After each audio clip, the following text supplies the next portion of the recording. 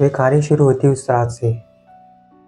एक ऐसी रात जब एक बालक जन्म लेता है जिसने अपने जीवन का बोझ पहले ही पढ़ा हो।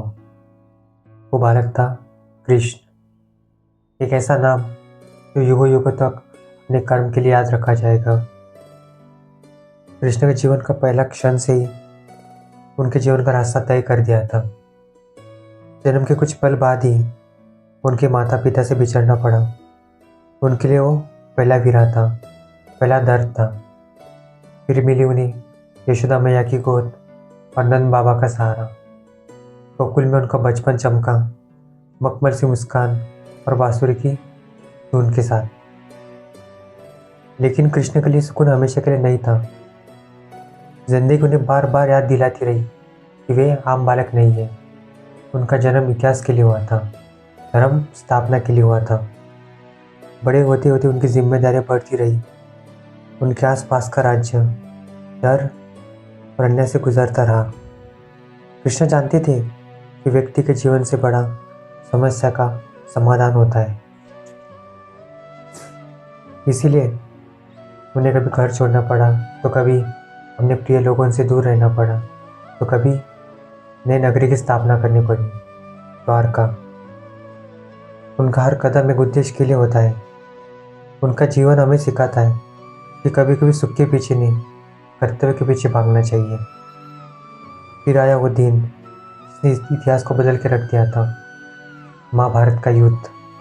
रणभूमि में धूप धूल डर के साथ अर्जुन अपने गांडीव का हाथ चूट रहा था। उनके मन में कई सवाल थे।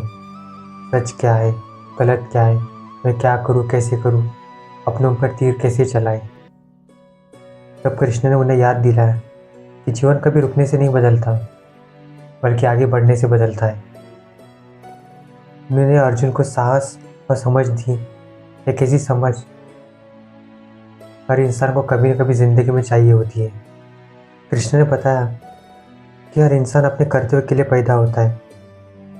जब हम अपनी जिम्मेदारी को समझ लेते हैं, तभी हम जीवन की सच्चाई को देख पाते हैं।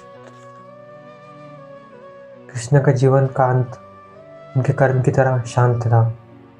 जब उन्हें पता चला उनका दिए का समय पूरा हो चुका, तब भी मन में कोई शिकायत नहीं थी। उन्हें जीवन को जैसे आया वैसे स्वीकार किया। कृष्ण का जीवन हमें संदेश देता है,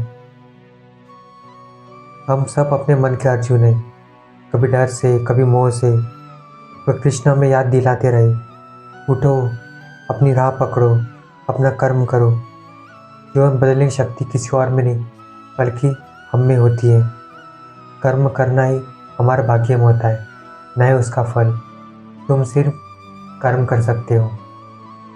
इसलिए भगवान श्री कृष्ण कहते हैं, कर्मण्येवाधिकारस्ते मा फलेषु कदाचन मा कर्मफल हेतुर्भुः ते सर्वत्र कर्मणि। राधे राधे।